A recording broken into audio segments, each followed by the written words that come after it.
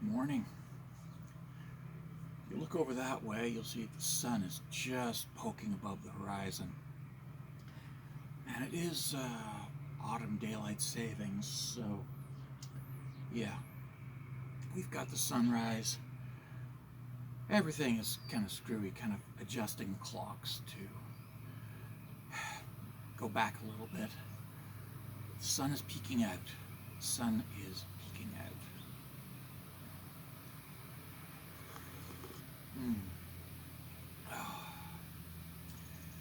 The earliest documented monster of mythology is Habulba, a monster described as having a face that is a line, a single line, and this is further elaborated on as entrails, that he has intestines for a face, and he's described as towering, and he has the strength of 10 men, and his voice is like thunder, and his sweat is a deluge, and so on and so forth.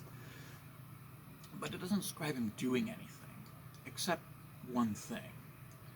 Habulba is guarding the sacred forest.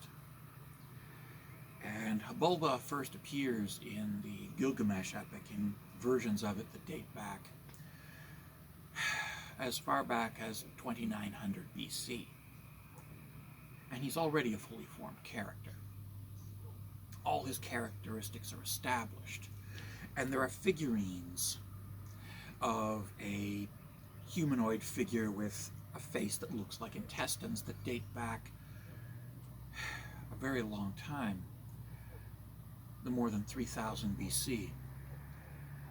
So we know Habulba, although the written account dates to 2900 BC, the character dates back much further.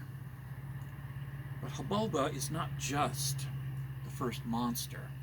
He's the first monster to be murdered by a hero.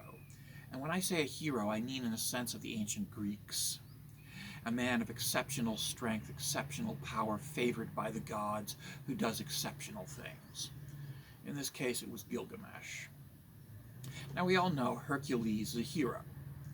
He did heroic things, not in the sense of brave or good or decent, but in the sense of mighty and powerful. He also got drunk and murdered his wife and children. And this is part of what made him a hero. He was able to kill his own children with a single blow of his mighty fist. In Greek mythology, that made him a hero. And in the Sumerian epics, Gilgamesh is a hero. In this sense of the word, he is mighty, he is powerful, he is favored by the gods. This is not our sense of a hero as a person who does good things, but it is the ancient sense of a hero, a person who does epic things. And Habulba was the guardian of the sacred forest, and Gilgamesh killed him for no particular reason. Habulba was not a problem for the community. He was not an enemy to anyone. He was just the guardian of the forest. And Gilgamesh killed him. Just for no particular reason. And when he did this, the forest became silent. The forest that had moments before been awash with the sounds of birds and animals and the wind in the trees became silent. And Enki looked at Habulba and looked at Gilgamesh, and he said to Gilgamesh, "Brother, what have you done?" And Gilgamesh paused and listened and looked around and realized something was wrong.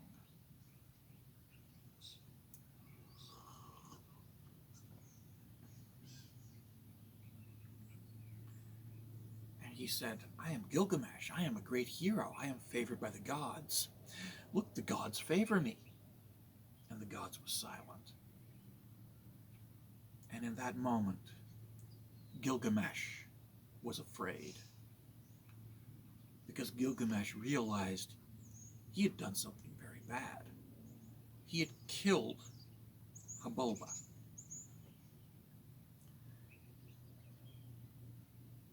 He had killed the guardian of the sacred forest. He had killed somebody, a being, who was appointed by the gods to a task. Gilgamesh had offended the gods. And he cried out to the heavens, "The heavens will hear me, the heavens will say I am justified." And the heavens were silent. And he said, "The wild beasts will hear me, they will say I am justified." And the wild beasts were silent. And Gilgamesh trembled in fear, because he had committed the first great crime. It wasn't just a murder. It was the murder of a sacred guardian of a sacred place.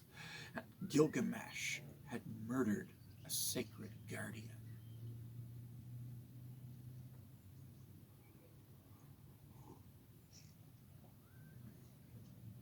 And I suppose even then, the Sumerians and the Akkadians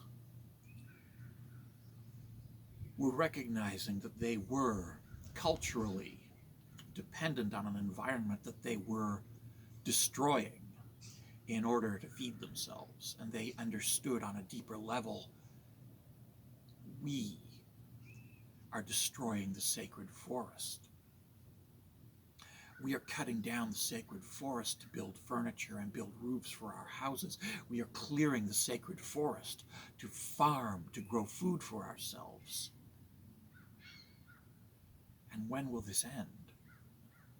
What will be the fate of the sacred forest? Because even then, even in 3000 BC, they understood we cannot continue like this forever.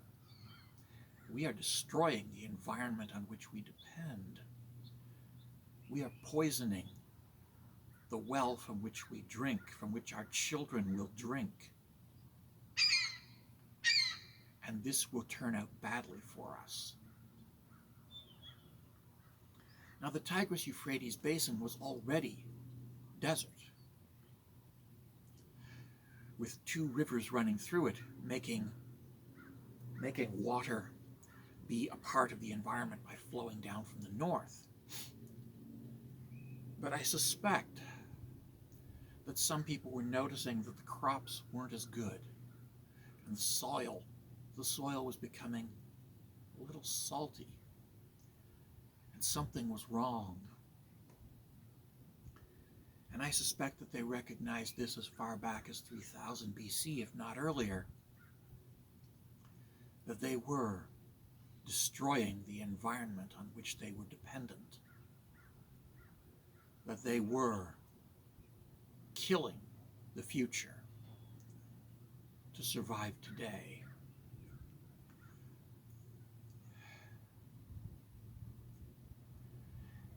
And when Gilgamesh murdered Habulba that day, an unknown time ago, I think that there was an understanding that we humans have doomed ourselves, and that there will be consequences. Not today, not tomorrow, but eventually, because we, not Gilgamesh, have murdered the guardians of the sacred forest. And we, not Gilgamesh, have cleared the sacred forest. And we, not Gilgamesh, have turned the land into a desolation. And I think there is an understanding here. We depend on the environment. We need the environment. And it falls to us to stand in the place of Habulba. We must be the benevolent monster who protects the sacred forest.